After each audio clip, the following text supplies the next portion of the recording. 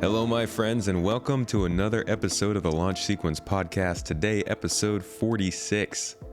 And this is another really good one. I know I say that every week, but I promise you, you're going to want to hear this one. So this week, I found somebody on Reddit who had a lot of stuff to say about their good experience with Star Citizen, but they didn't just like find out about the game, listen to it for a couple years, and then jump in. They jumped straight in once they found out about it. So I wanted to grab my good friend here, Gibby. I say good friend, we just met, but you know, it's pretty cool. And we're going to talk about what he's been experiencing in the game, what he thinks of it, how it's been going, and what there is to look forward to. I'm not a tomato today, unfortunately. I don't have a video camera, so you're just going to have to look at the beautiful picture of me jumping up and down. But regardless, we're going to have a great conversation today. Thank you so much for joining me, Gibby. How are you doing? I'm doing well. I'm doing very well.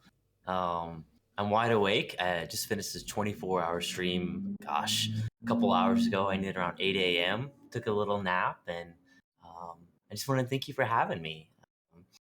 I've had an opportunity to catch a little bit of your content, some of your YouTube videos. I think you do a really incredible job, and I think that getting into this community, just kind of jumping feet first, like you said, has and will be just one of the best things of the year.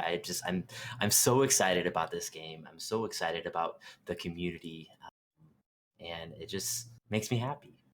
Yeah, man, it's a good group of people, and thank you so much for blessing us with your post-stream presence. Honestly, 24 hours, I can't sit in front of a camera after doing that, so we appreciate you joining us. I promise not to give you too difficult questions. So you've just jumped into Star Citizen, but as I always do with my guests, before we get a little bit into that, I like to dive a little into history and see how people even got to this game, because people take all sorts of different paths. So how did you get into gaming, and how did that lead you to Star Citizen? So I'm the youngest. I've got two older brothers that are 6 and 8 years older than me. And so I started gaming at a very, very early age. I remember playing Tecmo Bowl and Battletoads and the original Mario, and pretty much played through almost every gaming console as they came out. You know, my brothers always had them. You know, baby brothers got to be like older brothers, and so I've kind of followed in their footsteps. I remember in fifth, sixth grade, as Ace Combat 5 came out. And I really enjoyed it. You know, I wanted to be a pilot back then, and you know, I saved up, and I got the joystick. Like, it had the throttle over here, and like you could like move the joystick around, and I remember playing it for hours and hours, and I just thought it was so cool.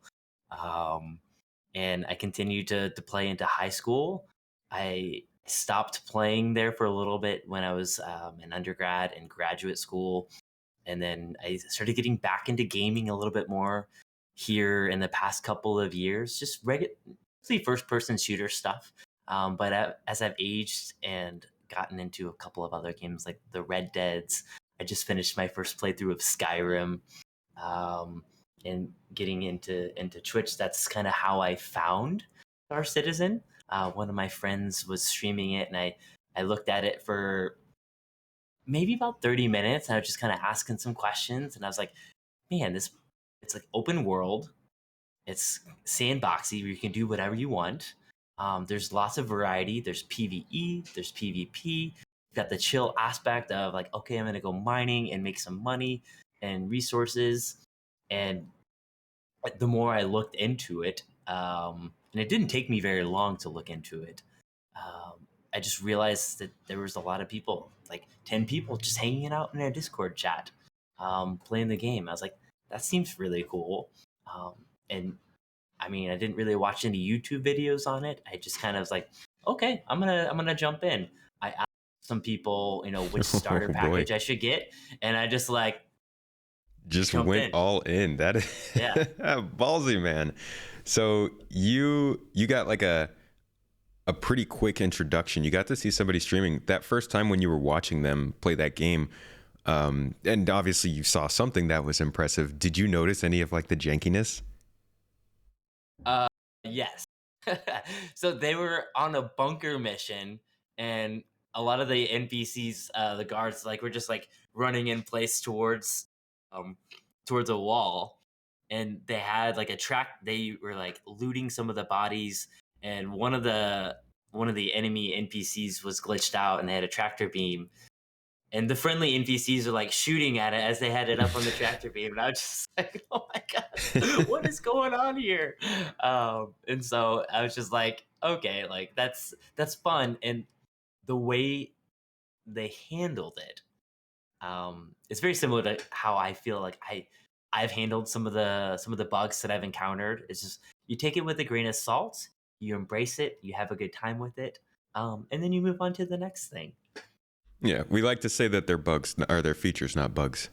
They're features, not bugs. I like that. They're just meant to make That's a the good game way a little more difficult until we get the actual gameplay. I But like yeah, that. so it's an interesting sort of way that you have to remember to introduce people to the game. You know, like a lot of people want to bring their friends in, right? You get into the game, and obviously for a lot of people it's more fun when you're playing together. So people want to kind of draw their friends in, and it's always really hard to balance that sort of like, yes, this game's amazing and it does all these cool things, but it's still in development and it can basically ruin your day.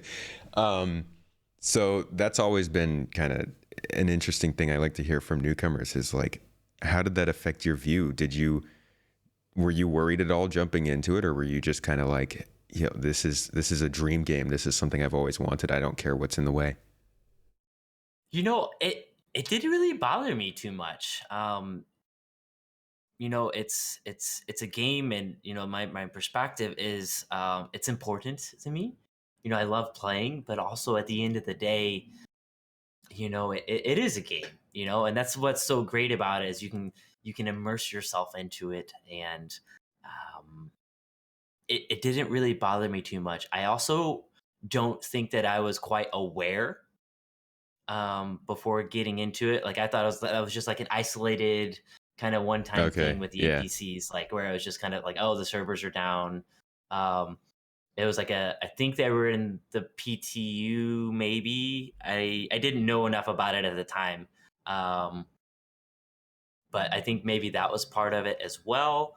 But I didn't think too much about it. The gameplay looked incredible. The Hmm. aesthetics of it looked incredible. I was like, oh my gosh, like okay, Yeah, like it's a I'll beautiful game. pay $45 to play this game. Like that's easy. Yeah. Okay. So, ooh, all right. So here's a fun one then. Have you heard about the scam theories? So I've seen a little bit on Reddit, um, and I've heard from a couple of other different people. I haven't actually talked with someone that's like, oh, that's a scam.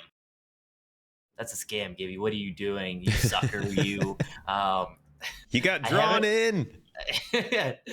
hook, line, and sinker. I've heard that, and I guess I haven't been around it long enough to like have delved into some of the lore. I mean, I've talked with people who've spent thousands of dollars, um, and who have expressed a lot of frustrations with it. They're like, Hmm. no, no more. Like the game was great while it lasted, but it was also, these things never happened. Hmm. This was supposed to happen and it never happened. And I could imagine how that might be frustrating. Um, Especially when you're backing something and spending thousands literally of dollars to have this experience, and you're hopeful and you're excited, and then when something that you thought was going to happen doesn't, you know you're disappointed, and understandably so. But I haven't encountered too many of the scam conspiracy theorists out there just yet. It definitely is. Once you start to venture outside of the immediate circle of Star Citizen, you start to see maybe not scam so much. I think that's something that's died down a lot as people have noticed. Oh, okay, there's actually something being built here, but The go-to now is something along the lines of my grandchildren will will play this game. Generally just making a comment about how long it's taken. And that goes towards kind of what those people were saying to you, is that a lot of these people jumped in this game back in 2012, like 10 years ago, were backing it, super excited about it, got, pumped, put a bunch of money into it. And over the years, as the development dragged on, and I don't know if you know about this, but there was like really huge decision made in 2014 to either kind of stick with the original vision or to expand, because they were introducing planet tech, and there was way more money than they expected. So they were like, do you guys want to expand? And I think it was something like 82 or 88% of the community voted on more. So there's definitely a decent amount of people who were just looking for something to come out pretty quickly and build from there. So there's a lot of frustration, from earlier backers who really didn't sign up for how expansive the game has become. So were you one of those? When did you start playing? I started following the game in 2013. I didn't actually jump in until 2014. And I actually didn't really, because I was telling you before the podcast, it was right around Witcher 3 came out. That was when I built my computer for Star Citizen, but I told all my friends it was for Witcher. It's like, no, don't worry, I'm playing real games. But I didn't start regularly playing until like 2018, 2019. So I wasn't really, I've always been around, but I'm almost, I'm kind of a sucker for just a sci-fi experience. I'm one of those people that original backers probably hate, in that if there is a sci-fi world that can grow and there is the potential to keep it growing, I'm just going to vote for it to keep growing. As long as it's being maintained and it is being built in a way that is meant to be like entertaining, there's too much potential in the genre to just not continue to explore it, So Yeah, I agree. Yeah, totally. Yeah. So I know that probably is an opinion that some people really don't like, because to be quite honest, I understand the whole idea of stop adding things and just like just build. But yeah, we're at this time with computers, with ambition, with crowdfunding, with communication, where this game is possible and it wasn't before. So I'm all for it. That's my professional review. I love it. I love it. Well, it's fascinating just hearing, when I describe the game to people, they're like, Gibby, it's alpha. It's alpha. You got to tell people that it's an alpha. And I think that everyone does a really good job of trying to like curb expectations. Like, so if you're going to get the games, like, just know You're that gonna have it's problems. still an alpha. Like, Yeah. I didn't even know there were alpha games. Like, I honestly had no idea. Like, I always heard of beta, but I'd never heard of like an alpha game that people were playing before. So that Well, was like kind of new to me as well. it's kind of funny because this whole period of early access, alpha, beta, it's got like all the words have gotten so mixed up, right? You'll have one company, like say Activision or 343 or somebody, who releases a quote unquote beta when it's really just an early demo of the full release. And then you have other companies that are releasing or sitting on an alpha for years that's actually just kind of the finished game. They're kind of weird about it. So I can see how that would throw people off, because this is like, when they say alpha about this game, they mean it. It's not like it's just a word. You're just falling through things in this game. But it's certainly, it takes some communication, and it's something that I think CIG struggles with a little bit in their marketing, and also on the website, to be quite honest. You said that you jumped in and you didn't really know. Did you see anything on the website that obviously like made it apparent to you that the game wasn't finished?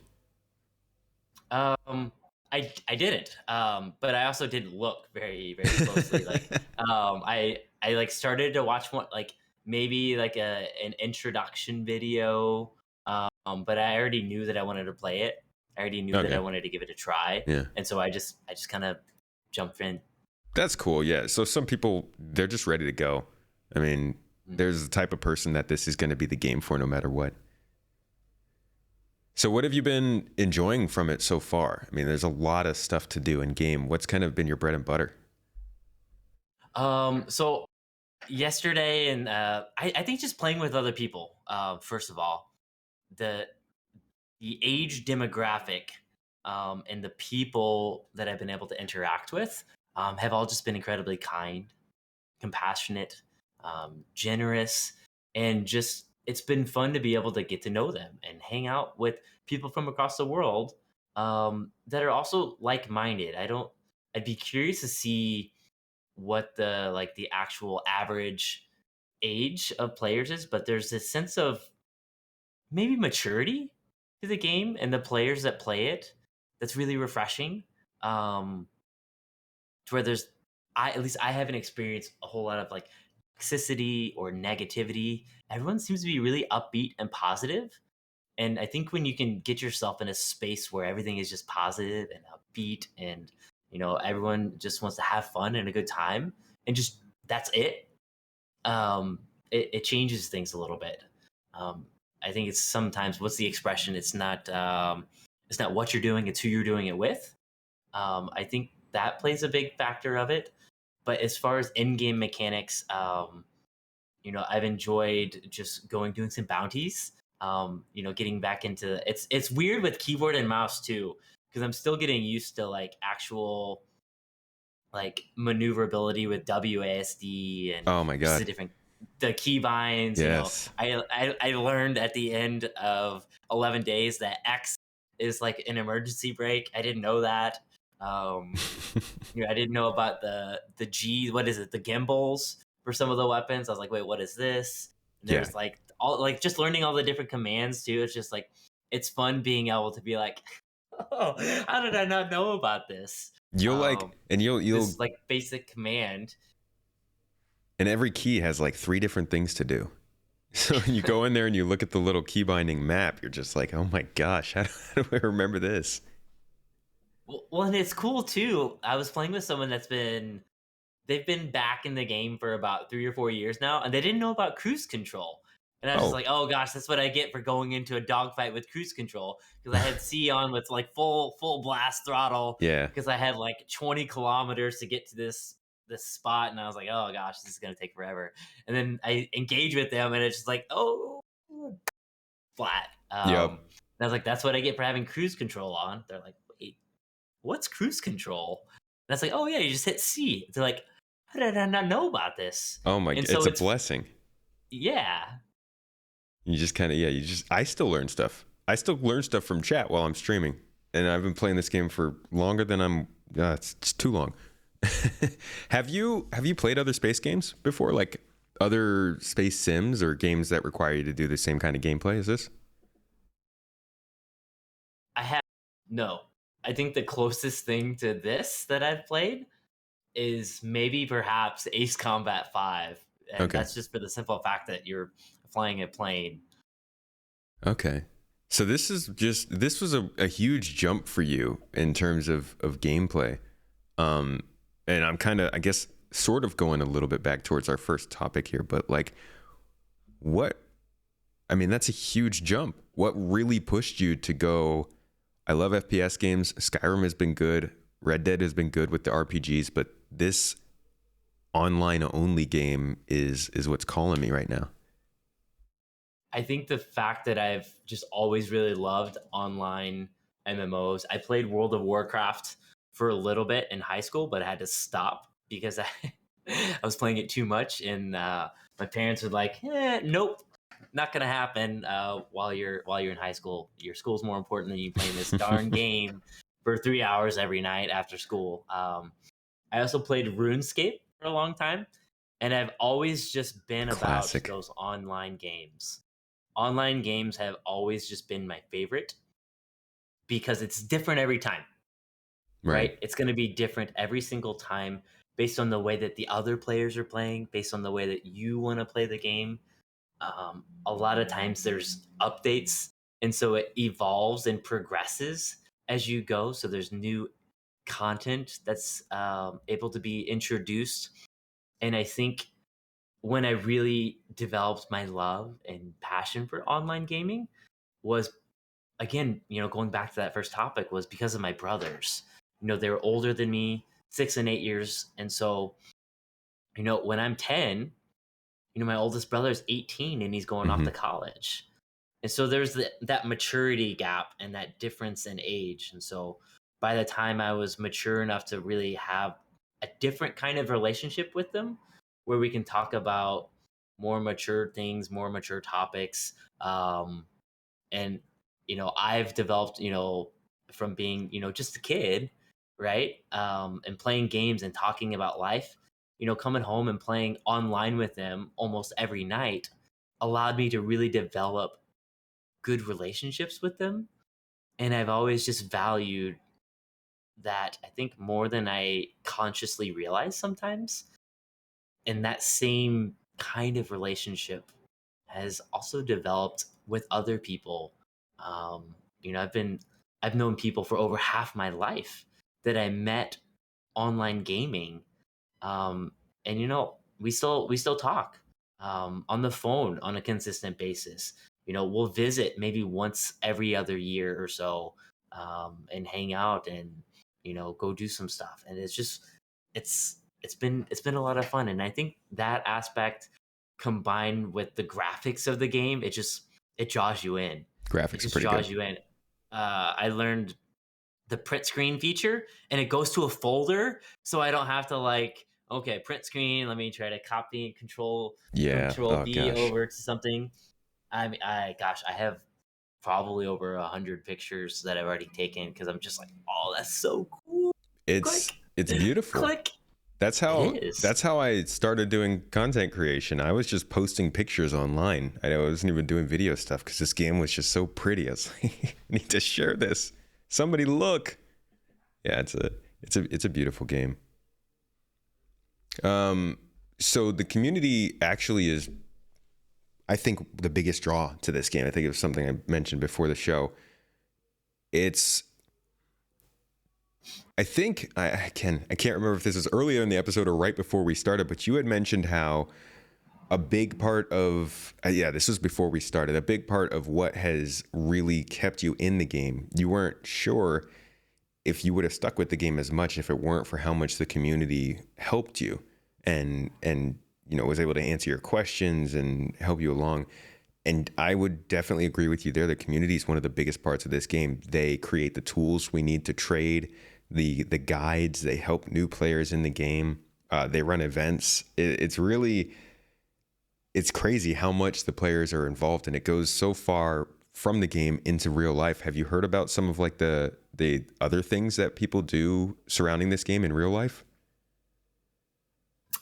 So I've seen a little bit of, like, the bar citizen. Mm-hmm. It, Yeah. I don't know a whole. I imagine, like, people getting together and just like.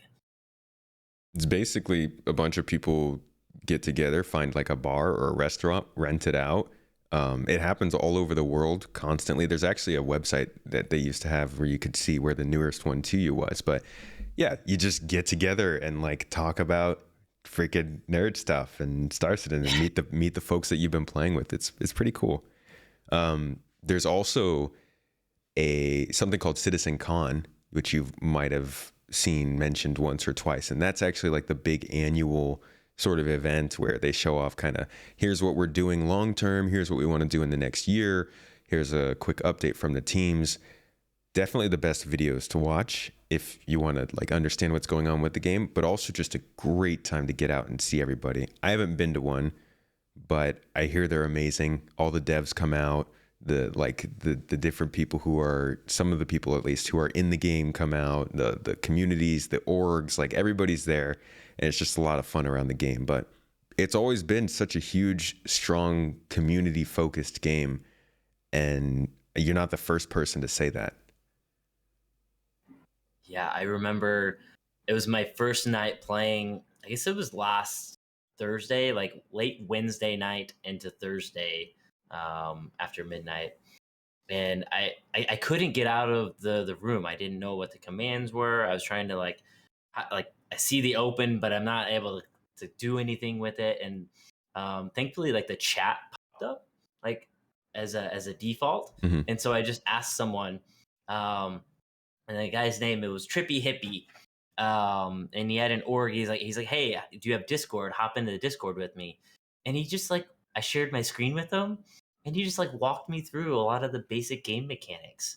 And we played for like 4 hours, and then like the next night, he's like, hey, do you want to play? And I was like, absolutely, I do. And just walked me through.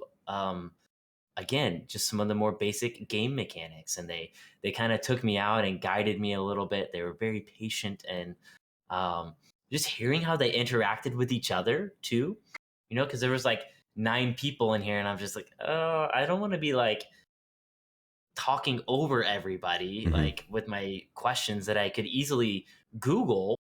But it's a lot easier to just ask out loud on voice, and like, oh, hit this button, instead of trying to like tab out and then try to Google something and then going back in. It breaks up the gameplay. And so having that voice chat ability and having the ability to stream your screen to someone in Discord so that they can see real time, like, oh no, go over here, go to the right, go to the left. um, it changed the way that the game was played, for me anyways. And it changed everything. It really did. It was low stress, because that's one of the things that I've observed from a lot of other new players in the short time I've been playing. Like, people will kind of do those like SOSs in chat. They're like, how do I do this? Like, how do I get out of this room? And it's really cool just seeing people in chat just continue to help those people. Um, there was a longtime backer that said, like, yeah, if we don't do that, no one's gonna continue playing the game. And I Right. was like, I think there's a little bit of truth to Yeah. that. Well, shout out to you, Trippy Hippie. You're a real one. Thank you so much for helping our guest here. Did you know that on the official website they have a system like that where you can go and sign up for people who will help you in like any category in the game? Like, you can specify mining, navigation, FPS, like all that stuff, and the game itself will officially line you up with somebody who signed up to help. I saw that in there.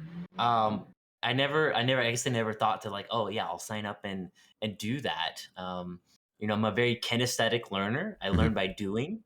And so a lot of times I just like to jump in and figure things out. But That's fair. admittedly, I felt a little in over my head. I was like, whew, like this is kind of like, it was stressful. I think the first like 30 minutes or so, You can't even figure before out I how to was get able out to of get bed. in and have someone. Yeah, you're not wrong. I was like, do I hit spacebar? Do I jump? Like, like trying to look at the sound settings. And then like, I remember the first time that I looked at the key binding, when I think you hit escape and you go to like the key binding, the options and the key Hmm. binding, and it's just Yeah. like the whole keyboard like blows up on the screen, and it's just like, holy crap, there's like a button for everything, and you're literally using the whole keyboard. Yeah, Oh it's my it's a goodness. lot. It's crazy. And I always wonder how well CIG is communicating that stuff to new players. Is there, if you had to suggest something that they changed, I think that the popular thing to go to is tutorials. And I think mainly the reason they don't do that is because things are always changing. But if there was something else that you would really like to see them change to help make that experience better when you're first jumping in, what's something you'd suggest? I think I agree with what you said. A tutorial of sorts, even if it's just a short little, like your own little server or world where, um, you spawn in bed, like, hold, Y, to get out of bed. Okay, you did that, check. Um, and then it's just like, walk over here, and they guide you to where you need to go. And Okay, so then hold F and do that.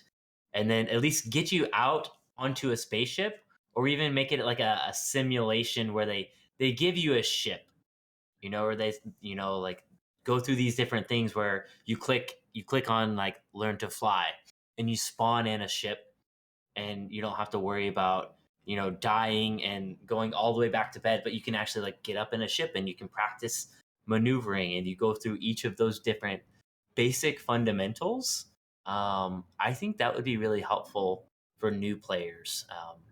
But what that looks like, I'm not sure. But at least going through some of those like fast traveling, hitting B and aligning and doing that stuff, like it, I mean, I would have not had any clue how to do that. Like how does the map work? And just like go through that step by step process and making it there and available for people to go back to, right? Not just a one time thing, but like have the test trial tutorial universe or server where you can go and do those kinds of things. Yeah, something interactive I think would be really good. It, but they'd get caught up, with they added in, right, and then the next patch they add in like some change to the inventory system, so then they have to change the tutorial, and then the next patch they added like some change to how space stations work. That's always the problem that I feel like I run into. And we try to pick that up on YouTube and like make videos for that, but you're absolutely right. Like you said, kinematic learning, being able to do that and be guided through it on the spot is the best way to do it. I hope we can get that soon. Do you think they could just not worry about some of those changes? I mean, because a lot of the and maybe I'm wrong, um, about like all the different changes that happen from patch to patch. Do you think that they could just like keep some of those basic fundamental things in there? Like, you spawn in the hospital bed, you go do through these things. This is how you take your gown off. You have to take your gown off before you can do this. You have to take you can't just like flip flop, right? You have to put your undersuit on before you put on your armor. And you can't just pop that on. Like those little different things is like, why is this not working? Yeah, And not understanding the why.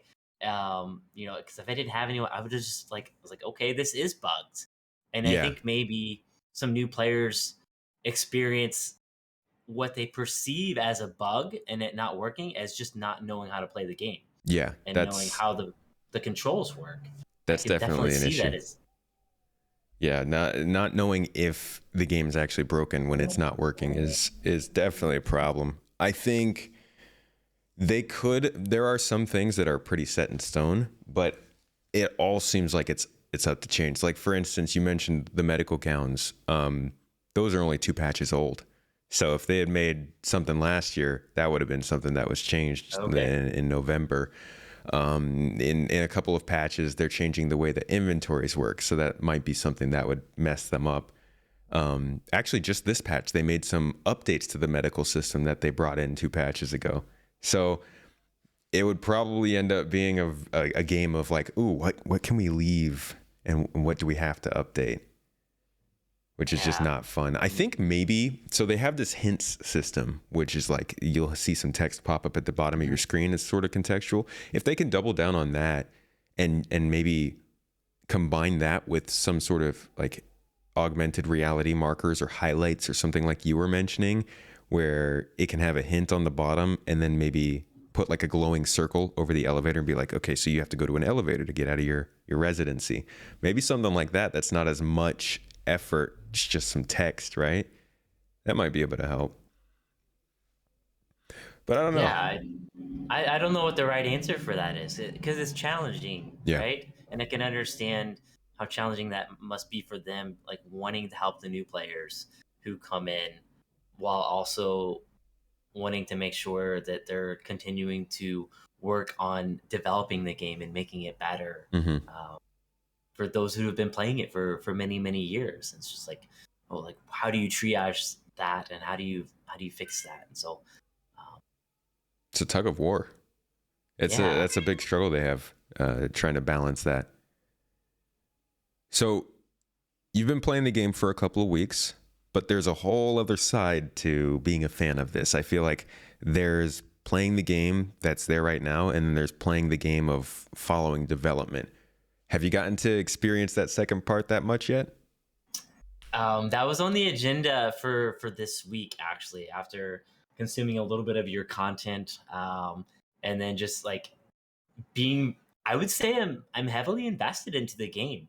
Um, you know, mentally, emotionally, just like the amount of time that I expect to spend playing the game, um, and learning more about it. Downloading the PTU, because I think it opened up for me yesterday. They Yep. opened it up for everybody Yeah. yesterday, um, and experiencing a little bit of that side and learning more about where are these different resources to actually learn more about the development and about what's going on behind the scenes and what to expect. Because to me now it's exciting, right? It's like, okay, what's coming out, and I'm trying to balance, I guess, enjoying and experiencing all the new things that I haven't done yet with looking forward to what's coming, right? Like I don't want to get too far ahead of myself because I still haven't even mined. Like I don't know how to mine yet. I haven't done that. Oh, that's good Um, fun. but people told me like, hey, Gibby, you should probably wait until this new patch comes out before you start actually mining because Yeah. there's going to be a lot of changes. But knowing that there's going to be a lot of changes how you play the game, right? Because if there's going to be some changes and maybe I shouldn't mine just yet because I might lose out on several hours of resources or whatever. um, I think that would be helpful to know, um, but also not undermining, like, okay, like I'm going to learn how to do this and I will have a good time with it. And um, so I don't know, that's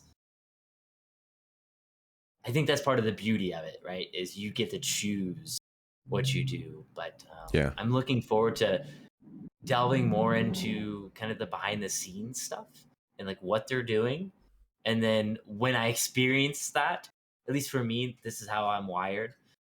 If I see what they're doing and then I experience it, and I know that that was a conscious effort on them, it makes me appreciate it a little bit more because it's like, oh, they were talking about that, and now I got to Yes. experience it firsthand, and I could see the difference from point A to point B. It's just like, oh, that's cool. That's progress, right? That is the best part of this game.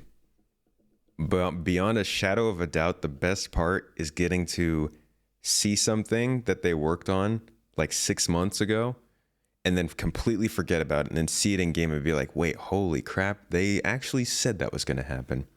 There's this really cool thing they did last year where they started out the year with a meeting of all of the combat focused people, the people who were going to build the space combat experience. And they got together and they talked about like, here's the changes we need to make the game more fun and to make combat better. They released a big update for that last August in one of the updates, and they sat down and got with us for another sort of weekly episode to tell us, okay, here's the changes we're making. This is why we're making them. We want you to test this out, and here's what we think is going to happen. And then we go maybe 3 more months or so, 4 more months towards the end of the year. The same team came back and did another video where they talked about, here's what we said at the beginning of the year. Here's how it turned out. Here are the changes it made and how we're going to expand going forward. And I think I'll always point towards that as like just peak Star Citizen. They took an experience that people didn't like a ton. They kind of proposed the changes they wanted to make, listened to what people had to say, put the changes in, heard the feedback, and then came back to us with it. And I love that about this game. I've seen a lot of people talk like there's a TM. What's the phrase that people use? Soon TM. Trademarked. Yeah. Yeah. Oh yeah. Yeah, that goes back. And so I guess going into like, what has been your experience with that? Like, does that happen a lot where it's like they say it's coming and it gets pushed back? Oh or my gosh, it yes. doesn't happen? Yes, every month. it is part of, yeah. So like that's when people jump in and you're like, okay, so hold your horses. Just like, wait a second, because it's game in development, but also just about everything gets delayed. Like it is a caveat that people have to know because this game teaches you patience. I mean, there's a feature that's coming in 3.18, or at least scheduled for 3.18. I won't get ahead of myself, that we've seen put on the roadmap at least 8 times. It could be more, but since 2016, maybe not 8 times. I would say at least 6 times we've seen it put on different parts of the roadmap. 2018, 2019, 2020, 2021, all the way till this year.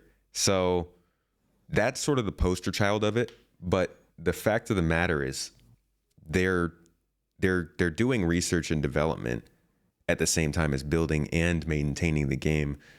So, like, you know, they don't know how everything's going to work together and how everything is going to work with the other features. Sometimes something gets delayed. It causes a cascading effect. Something else gets delayed.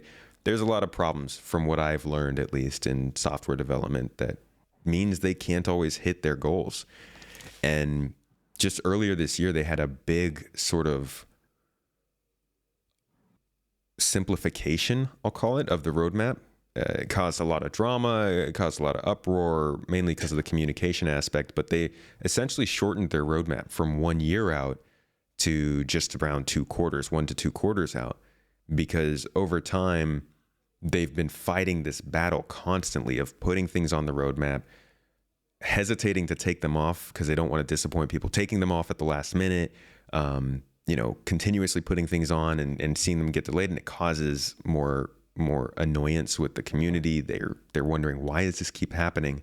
This isn't a good look. So CIG eventually decided this year that they wanted to shorten that to a period where they could give better predictions in that sort of 3 to 6 month range. And hopefully that will kind of cut down a little bit on how much that's been happening, these feature delays. Yeah, I mean, I can imagine that's a tough spot to be in, right? Where you have this vision, this idea about where you want to go. These are, you know, the stops that you're going to need to make along the way. But sometimes roads are closed and you can't go that way, right? So you got to go a different way. And I can imagine how frustrating that is, wanting to put out product, wanting to make these goals, not being able to do that, and then people being frustrated by it. Like, so like, do you just be completely open and say, hey, look, this is what we want to do, this is what we're aiming to do, but also have that risk of when it doesn't happen, how's the community, how are the backers and players going to take that? Yeah, this has been just a huge back and forth, I think, for CIG, but also just the whole community ponders this a lot. How open should they really be with the development? Some people want, like you said, just complete doors wide open, tell us every single thing that's going on. Whereas other people see it as, you know, if you're sharing every single detail, how is anything going to get done if we're constantly able to, you know, pick apart every little thing that's happening and have influence on that? So there's certainly a balance, and there are different ways that they send out information for us to learn about. I don't know if you've gotten to see that. There's YouTube channels. There's some posts they do on the website. You said you haven't really dived in yet, but have you at least learned the names of these things, or you're just completely unaware of it so far? You know, for the most part, I'm unaware of it. I stumbled upon this Space Tomato guy. He had some really good content. I heard he just chucked some stuff on YouTube. Nonsense. No, I haven't really delved into it a whole lot yet. But that's one of the things. There's so much content out there about it, and I think that's the fun part, is seeing different people's perspectives and seeing, you know, some people that lean more towards like the conspiracy theorists, but really love the game, and they're like almost doing that to protect themselves from disappointment, right? Where they're so excited about it, they're like, nope, that's not gonna happen. Yeah. And the people that are just very optimistic, like, oh yeah, we can do this, it's gonna happen, and seeing the different that's kind of where I'm at too. I'm more about like, oh yeah, like let's like, it's incredible. Like the game doesn't play like an alpha. Like, you know, I'm having a blast playing, but also it depends on who you are and how you handle those kinds of things. And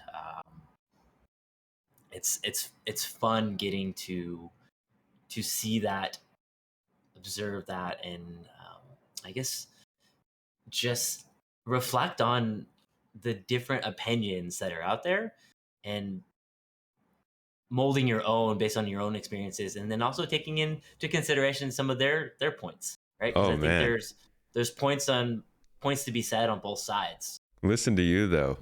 making the choices based on your own experiences. That sounds like a little bit too much for some people. You would, if you went on the internet, man, you would think that's against the rules when it comes to this game. I have had conversations with people who will just straight up be talking about this game. And then I ask them about it and they're like, oh no, I don't believe in that game. I'm not going to play it. Like, what do you mean? What? Yeah. So that is definitely a thing.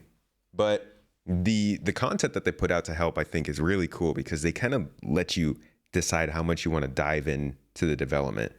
And I was actually going to make a joke earlier. I was going to say we should check in with you towards the end of the year, because a lot of people will say, you know, you get that honeymoon phase, everything's great, everything's cool. Yeah. Then you start to see some delays, you start to see some glitchy patches, and you're a little bit turned off of it. But to be honest, I think that the people who tend to stick around longer or who tend to hold their excitement longer are the people who are more looking towards what the game is going to become. You know, they don't really get caught up too much on how much they are or are not enjoying the game at the time. It's kind of, wow, look at what's been added to the game. How is this going to develop in the future? I don't think that's how everybody should view it, but I do think that kind of helps some people not I think get as jaded.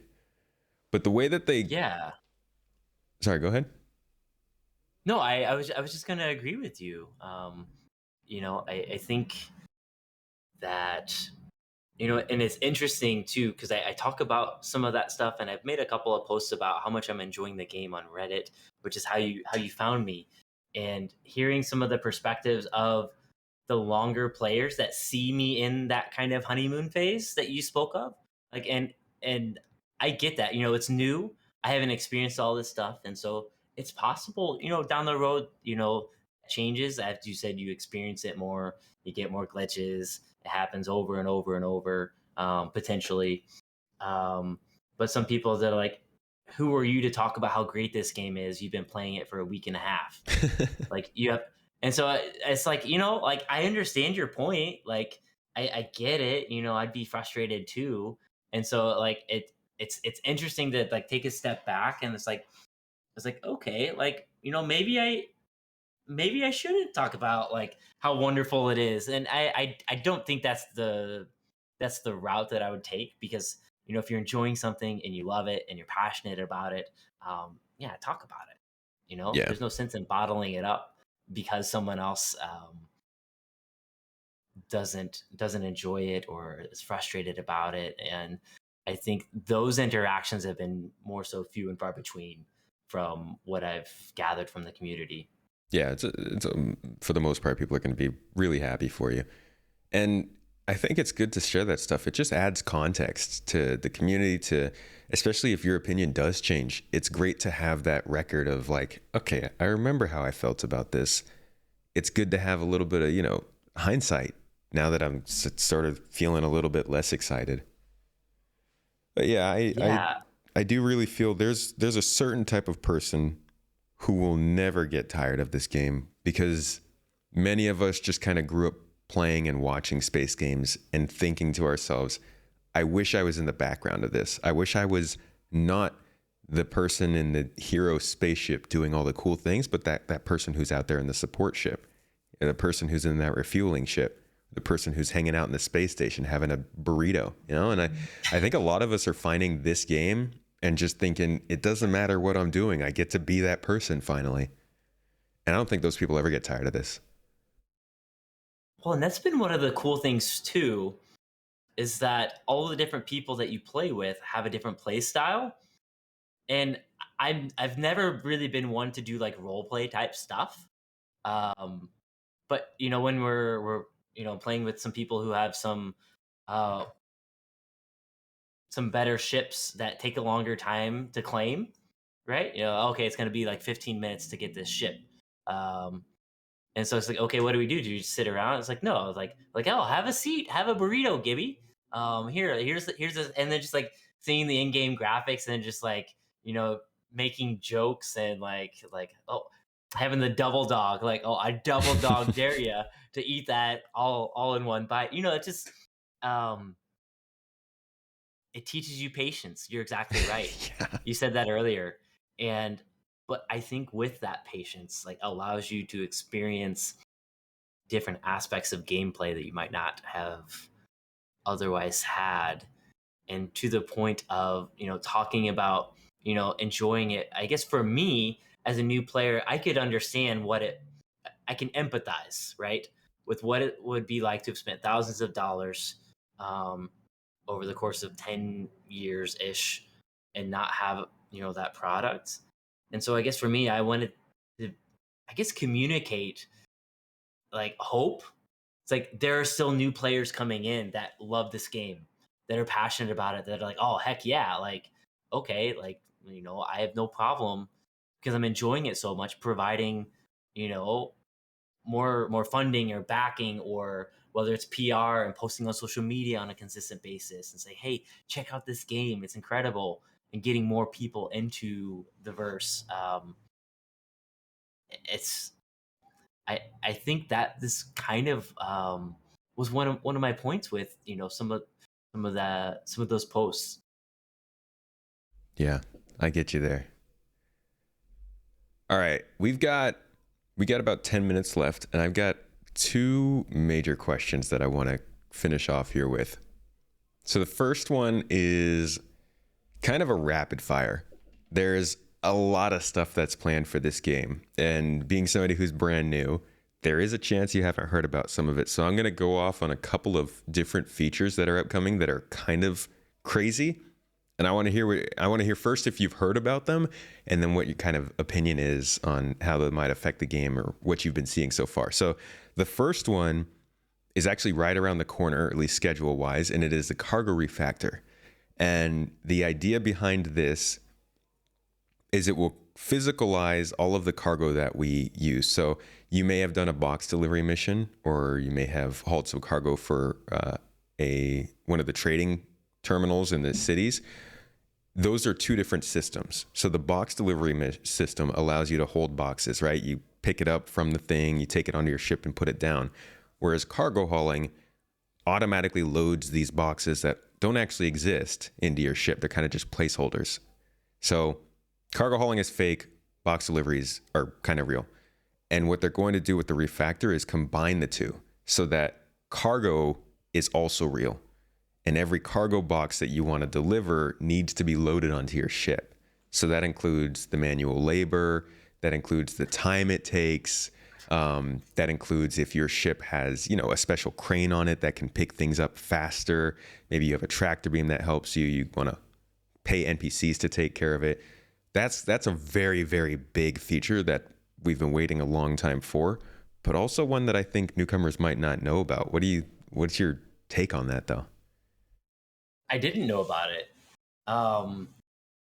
I mean, I love dragging. I love the tractor beam stuff. I have no problem. That'd be my job. Yeah.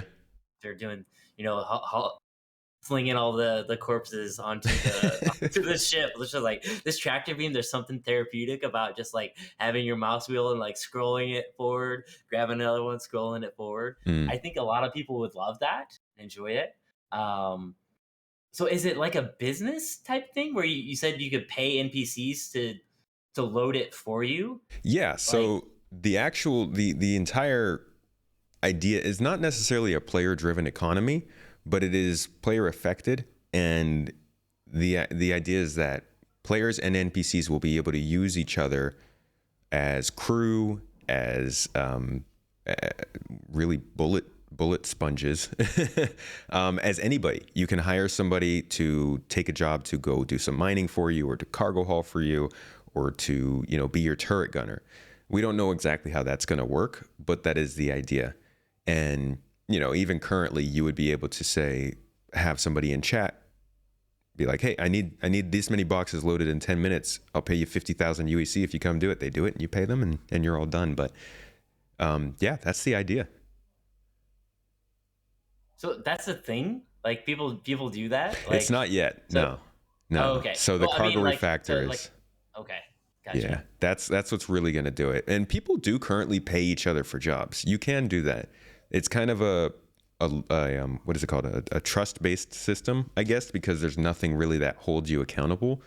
But I have seen people go out into asteroid belts, scan for valuable rocks, And then once they find them, they go into global chat and say, hey, I'm an explorer. I found some really good mining stuff.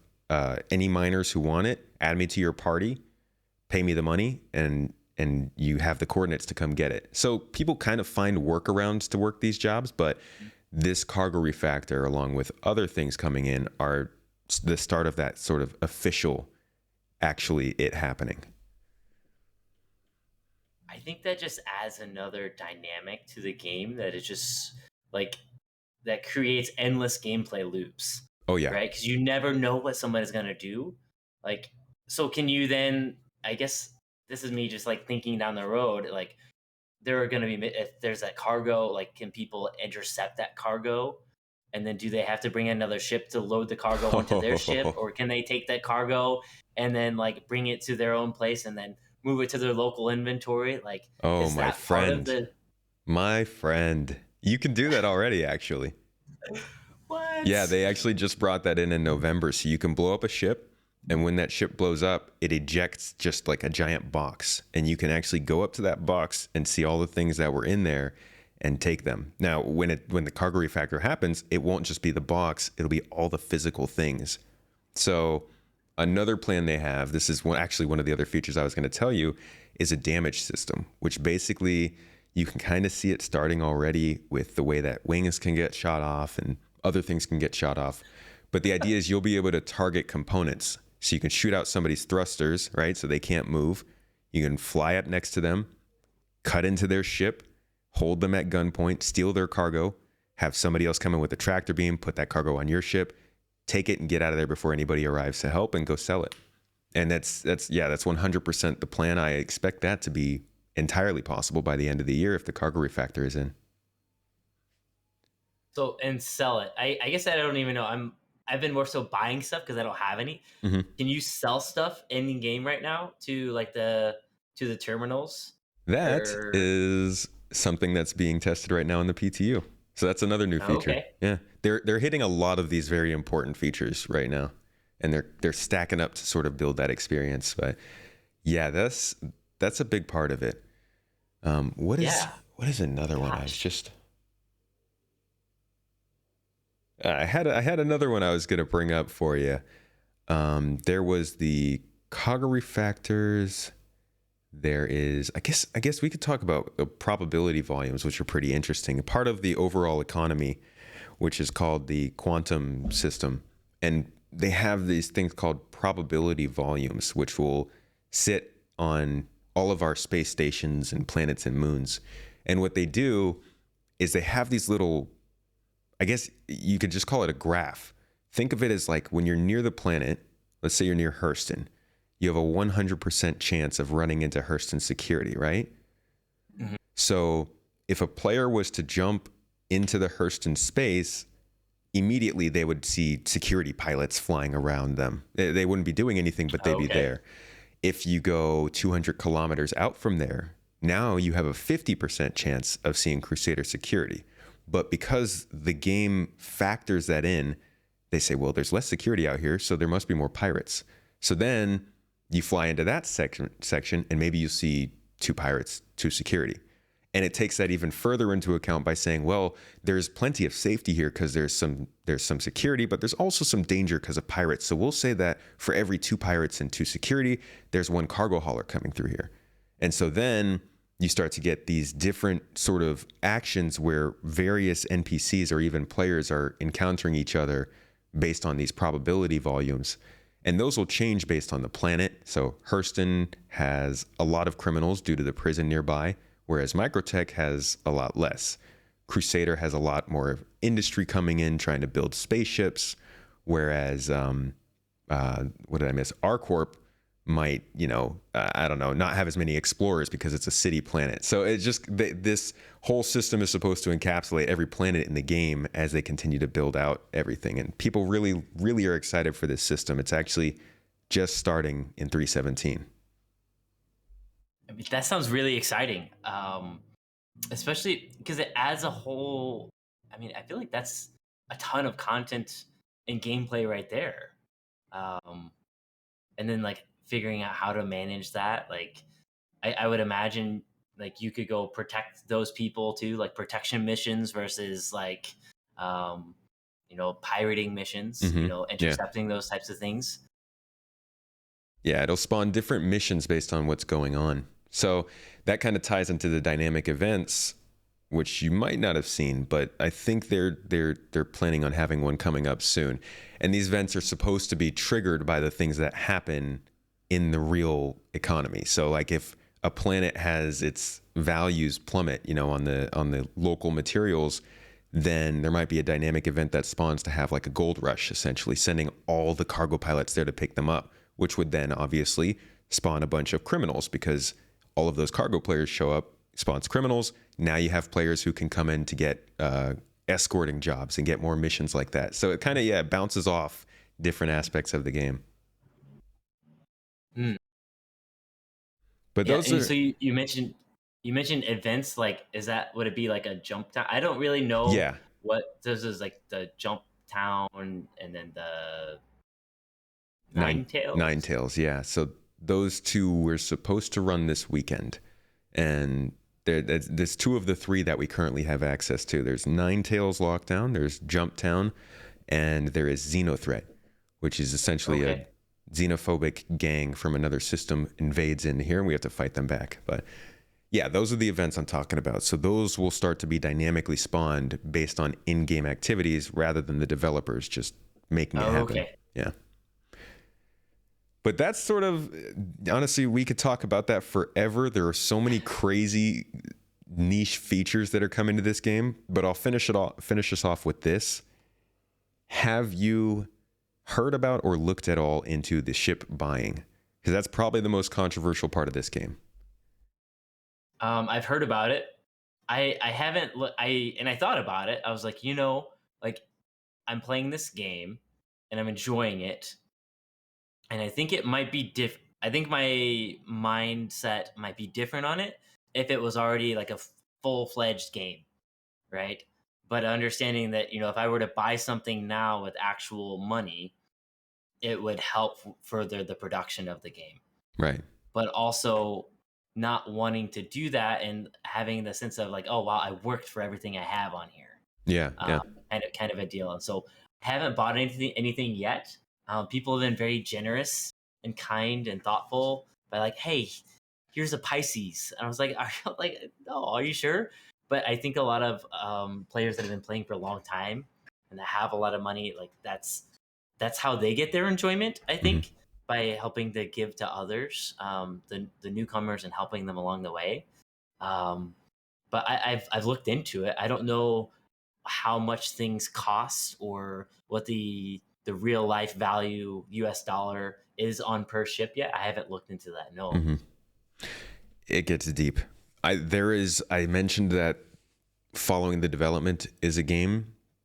Ship buying is a game. It gets, honestly, it's pretty wild. They've managed to set up a system that it makes a lot of money. And there are certain little things here and there that you'll notice that allow that to be easier. I'm not going to blow the whistle on them being hyper aggressive about it, but there are certainly some things that you'll run into that make it really clear that they're trying to get the most out of it.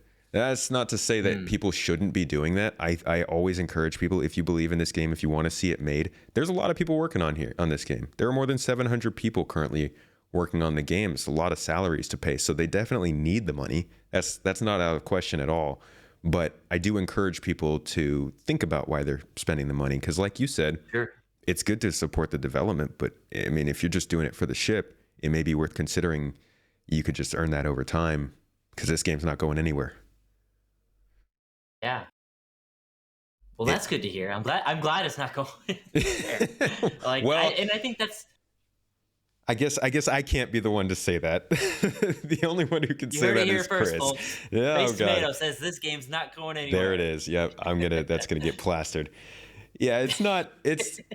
I will say this. It's fun to earn the ships, and one of the big things that people have always had against this game that I think still happens, even, people just don't know that you can buy them in game, but people lose their minds about the idea of having to get ships to play this game. And I think it should always be shared with people that you don't have to do that. You can just earn them. So yeah, kind of having like a side by side, like this is the US dollar, this is how much it costs in game, this is what you could do to make this. Like you don't have to do it, but you buying this ship will help support and further develop production of this game and pay the salaries of the people working hard to make this game better. I think they don't do as well at messaging on that as they could. But yeah, I wanted to know if you were getting into that at all, because it's definitely, there's some really cool ships to get, not gonna lie, but it can be a slippery slope. I've met some people who are like, yeah, I jumped in 3 weeks ago, it's only $6,000. I'm like, okay, all right. But Gibby, I want to thank you for hopping on this show with me for over an hour now. Like I said before we even started, it's hard to find folks who kind of jump in blind like you did and are willing to come on here and talk a little bit about their experiences. I think you have a lot to look forward to. Honestly, this is a great year to jump in. I think this was a really good time. Things are speeding up in a lot of different places, and you'll hear about them more and more often, but the Montreal team is just knocking it out of the park. So it's looking like good times ahead, man. I'm excited. Is there anything you're really looking forward to? I'm just looking forward to learning more about the game, getting better at it. There's still a lot of like just regular in-game mechanics that I could be better and do better, and I think that just comes with time, with the learning curve. Yeah. But just continuing to meet new people, and just having a good time, playing an incredibly beautiful game. It's pretty pretty, not gonna lie, especially with the clouds. I love those. Is there anything before we end that you would really like to know about the game? Any questions at all you'd like to ask? Oh gosh. I guess my question would have to stem more so on like what's to come, and like planning it and positioning yourself, because planning and positioning yourself to do better and be better. Like you don't want to spend a whole lot of time working towards something if it's going to be kind of obsolete in a week or 2 weeks. But right. I mean, I guess that's part of the experience too. Have you experienced much of that where you worked hard towards something, spent a lot of time, and then it was just like not an in-game mechanic? They're like, that's not a direction that we want to go. It doesn't happen too often with big mechanics. They might change something up. So for instance, we had something called the power triangle, which kind of was meant to change the way that you fought in your ship. And it worked one way for a really long time until that combat thing that I talked about last year in August. They changed the way it worked after that. It didn't really have a major effect though, because it's not like it went up. It didn't go down in effectiveness. If anything, it went up in clarity. Generally the things that they change are things that are still a little uncertain. Like they're taking out, what was it? They just added something new in 3.17. I think it was turret acceleration, which is turret gameplay has always been something that struggled a bit in this game. And so what it sounds like is that they added turret acceleration in PTU. Maybe it's not working as well as they wanted it to, so they took it out. But usually those things will come back at some point. You won't have to worry about, say, going out and learning to mine, spending 2 months doing it, and then a year from now it changes completely. They generally are just adding on top of that. Gotcha. Yeah. Everything you're doing in this game is going to help you in the future, whether it's just by learning how to put up with the glitches or getting better at the game mechanics. So yeah, you should be good going forward. But if you don't have any other questions, then I'd like to ask you to let everybody know before we head out where they can find your own stuff, because I know you've just gotten into streaming some Star Citizen, right? Yeah, I did. I started gosh, last Saturday was the first time I streamed it. You can find me at twitch.tv slash acGibby. I usually stream once a week, usually on Saturdays. Schedule will be changing going forward to have some more nighttime streams. But yeah, no, I've just thank you so much, Tomato. I appreciate you. I'm grateful for the content that you produce. I think, you know, Star Citizen is really at, I think what you call it, a tipping point in one of your videos. And I feel, I feel it. I feel the energy behind the game and the people that are playing it with a sense of excitement and passion and energy. And I'm really excited that I stepped in when I did, and I'm really happy that I took that plunge and started playing. We've been waiting a long time for the game to start picking up like it is now. Yeah, we are pumped about that. And real quick, you said you stream on Saturdays, so you've had 2 streams, right? In Star Citizen. So I had a random stream. I was like, you know what? I'm gonna be playing the game. I'm just gonna stream it. So I've done it 3 times. Yeah. Okay, 3 streams. How many hours? Uh, over 50. All right. Oh my god. All right, folks, go give this man a follow. That's the dedication right there.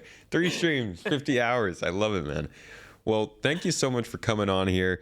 Like I said, sometimes newcomers are a little hesitant to come on, so thanks for hopping into the launch sequence and sharing your thoughts. And thanks for everything that you shared so far. Thank you for supporters for coming in here. As always, you guys get to watch the podcast live. Thank you for the audience. If you guys are watching or listening on your favorite podcast platform, if you do want to support the podcast, help it remain ad-free on those platforms, or get to watch the podcast live here and ask questions afterward to all the guests, you can sign up on any of the old platforms, the Patreon, Ko-fi, YouTube, or even Twitch subscribers. So thank you guys all for being here and for checking this out. Gibby, one last time, appreciate you for coming on, man. Thank you. Thank you so much, Space Tomato. Of course. And we'll see you guys all next week.